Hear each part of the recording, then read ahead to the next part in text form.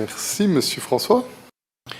Oui, merci Monsieur le Président, Monsieur Decken, Monsieur le député. Oui, voilà, je vais vous répondre. Donc en fait, sur la période charnière, est-ce que nous avons été consultés par le cabinet du ministre? Oui, on a été consultés par le cabinet du ministre qui nous a adressé une demande justement bien spécifique par rapport à notre position sur cette période de charnière de 2023.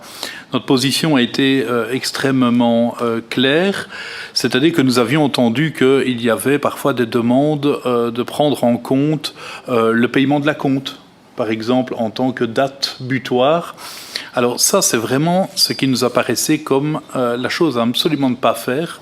On allait de nouveau avoir un appel d'air absolument incroyable en termes des dizaines de milliers d'installations, peut-être parfois installées 1 an, voire 1 an et demi plus tard, avec évidemment d'autres parties prenantes au dossier qui commençaient tout doucement dans cette perspective à se crisper.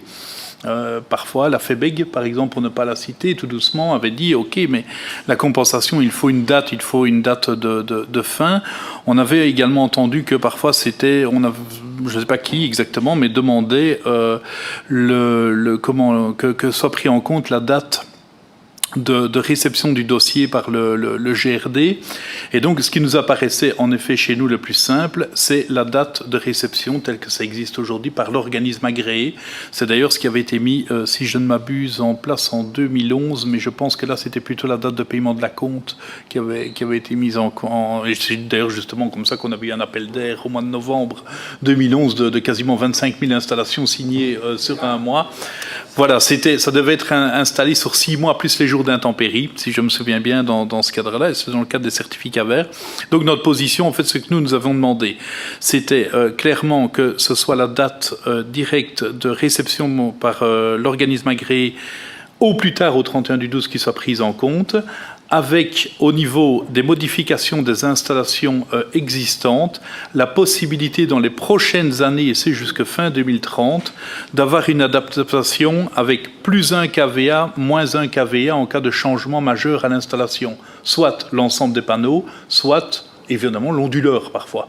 Et donc, dans ce cadre-là, ça permet également à des personnes, éventuellement, qui voudraient faire changer leur installation, plutôt que de la mettre plein sud, parfois de la mettre est-ouest. Il y a des gens chez qui ça va être tout à fait possible de produire plus longtemps et moins en pic, ce qui va d'ailleurs solutionner également parfois certains problèmes de réseau.